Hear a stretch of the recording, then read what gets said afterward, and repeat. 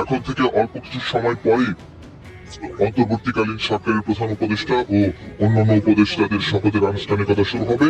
রাষ্ট্রপতি মোহাম্মদ শাহাবুদ্দিন তিনি এই অন্তর্বর্তীকালীন সরকারের যে সদস্যদের শপথ বাক্য পাঠ করাবেন বঙ্গভবনের দরবার হলো, এবং সেই আনুষ্ঠানিকতার জায়গা থেকে কিন্তু যে বঙ্গভবন এখন পুরোপুরি প্রস্তুত।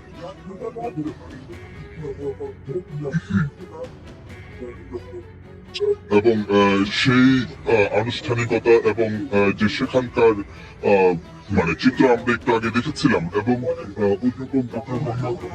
তিনি যখন এই এখন থেকে আধা ঘন্টা সময় আগে এই বঙ্গভবন যখন প্রবেশ করেছিলেন, এবং সেখানে কিন্তু যে রাষ্ট্রীয় প্রটোকলের মধ্যে তখন কিন্তু সাধারণ মানুষ হাত নেড়ে তাকে অভিনন্দন বা অভিবাদন জানিয়েছিলেন, এবং অনেকে কিন্তু বেশ আনন্দধ্বনিও সেখানে তারা দিয়েছিলেন, এবং সাধারণ মানুষের ব্যাপক প্রত্যাশার জায়গাটি কিন্তু মানে এখানে যে বেশ আমরা দেখতে পেয়েছিলাম।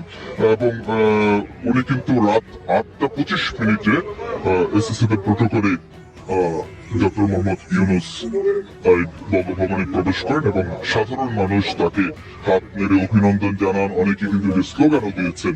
এবং সেখান থেকে যেই নতুন যাত্রাপথে এই অন্তর্বর্তীকালীন সরকারের সঙ্গে তারা থাকবেন সে কথা বলছেন। অনেক জায়গাতে কিন্তু ডক্টর মোহাম্মদ ইউনূসের ছবি সংবলিত ব্যানার, ফেস্টুন বা প্ল্যাকার্ড দিয়েও কিন্তু যে অনেককে আমরা বঙ্গভবনের বাইরে অপেক্ষা করতে দেখছি, এবং সেই জায়গা থেকে বা এই সূচনা লগ্নে নতুন সরকার সাধারণ মানুষের যে আশার জায়গাটি জাগিয়ে চলেছে, সেটি তাদের চলার পথে আগামীতেও সেটি পূরণের ক্ষেত্রে ভূমিকা রাখবে, এবং সাধারণ মানুষ আশাহত হবেন না সেই প্রত্যাশার কথাগুলো কিন্তু যে সমাজের বিভিন্ন স্তরের প্রতিনিধিদের কাছ থেকে আমরা শুনছিলাম। এখানে একদিকে যেমন প্রতিনিধিরা এই ধরনের কথাগুলো বলছিলেন, ঠিক একইভাবে যে নাগরিক সমাজের প্রতিনিধিদের তরফ থেকে কিন্তু একই ধরনের কথা এসেছিল, এবং বিভিন্ন মহল থেকে কিন্তু একই ধরনের কথা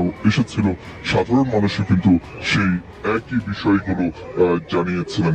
একটি বিষয় যদি আপনাদেরকে আরো একবার জানিয়ে রাখতে চাই, যে নতুন সরকারের যে কলেবর সম্পর্কে এবং যে কারা কারা এর মানে সদস্য হতে যাচ্ছেন সেটির বিষয় যদি আমি আপনাদেরকে আরো একবার জানিয়ে রাখতে চাই। এই অন্তর্বর্তীকালীন সরকারের প্রধান উপদেষ্টা হিসেবে শপথ নিতে যাচ্ছেন অধ্যাপক ডক্টর মোহাম্মদ ইউনূস। অল্প কিছু সময় পরই তার যে শপথ সেটি শুরু হবে, এবং রাষ্ট্রপতি মোহাম্মদ শাহাবুদ্দিন তাকে শপথ বাক্য পাঠ করাবেন। এরপরেই কিন্তু যে উপদেষ্টা পরিষদের অন্যান্য সদস্য